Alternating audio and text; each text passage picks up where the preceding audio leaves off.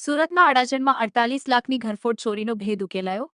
અડાજણ પોલીસે ગણતરીના કલાકોમાં ઘરફોડ ચોરીના આરોપીને ઝડપી પાડી મોટી સફળતા મેળવી. પોલીસે 100થી વધુ સીસીટીવી કેમેરા ચેક કરી આરોપી ઝડપ્યો. ટેકનિકલ સર્વેલન્સ અને હ્યુમન સોર્સિસના આધારે આરોપી સુધી પહોંચ મેળવી.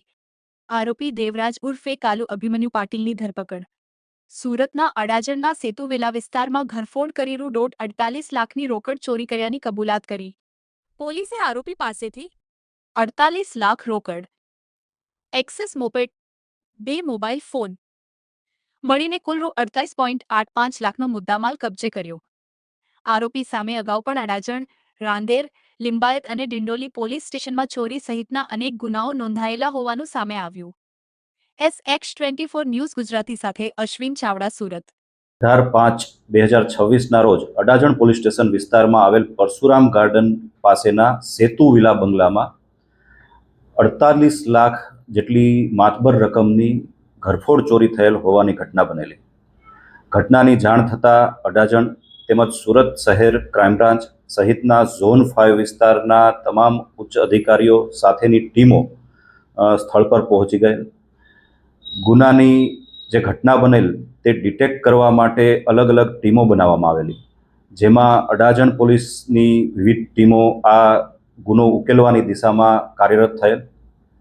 100થી વધુ સીસીટીવી ફૂટેજ ચેક કરતા ઘરફોડ ચોરી કરનાર આરોપીના વાહનની ઓળખ પ્રસ્થાપિત થયેલ, જેના આધારે આરોપી સુધી પહોંચવા માટે વિવિધ કામગીરી હ્યુમન ઇન્ટેલિજન્સ તેમજ ટેકનિકલ ઇન્ટેલિજન્સના આધારે કામગીરી શરૂ કરવામાં આવેલી.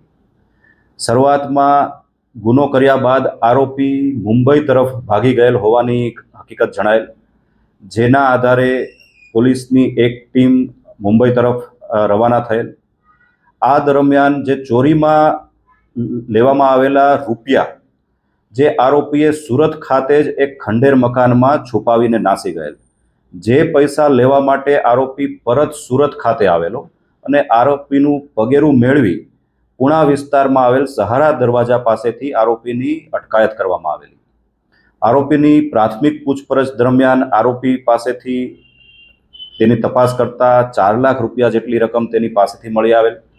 આ ઉપરાંત યુક્તિ પ્રયુક્તિથી તેની પૂછપરછ કરતા રાંદેર વિસ્તારમાં આવેલ એક ખંડેર મકાનમાં આરોપીએ ચોરીની રકમ છુપાવેલી હોવાની હકીકત જણાયેલ, જેથી ત્યાં તપાસ કરતા ચોરીની બેગ ઉપરાંત અન્ય કેટલાક સોના ચાંદીના દાગીના સહિતનો મુદ્દા માલ પણ મળી આવેલ છે, જે બાબતની આગળની પૂછપરછ ચાલુ છે.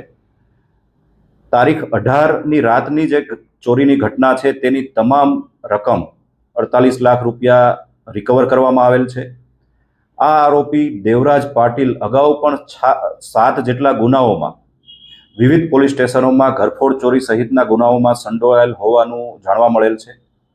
એ ઉપરાંત તાજેતરમાં પણ એ ક્યાં ગુનામાં સંડોવાયેલ છે તેની પૂછપરછ હાલમાં ચાલુ છે. સુરત શહેર પોલીસ પોતાના નાગરિકો તથા તેની માલ મિલકતની સુરક્ષા માટે કટિબદ્ધ છે. ભવિષ્યમાં પણ કોઈ પણ પ્રકારની ઘટના બને તો તેને રોકવા માટે અને તેને આરોપીઓને પકડવા માટે સુરત શહેર પોલીસ કટિબદ્ધ છે અને કોઈ પણ સંજોગોમાં સુરત શહેરના નાગરિકોની સલામતી માટે માનનીય પોલીસ કમિશનર શ્રી અનુપમસિંહ ગેહલોત સરના માર્ગદર્શન હેઠળ સુરત શહેર પોલીસ કાર્યરત રહેશે.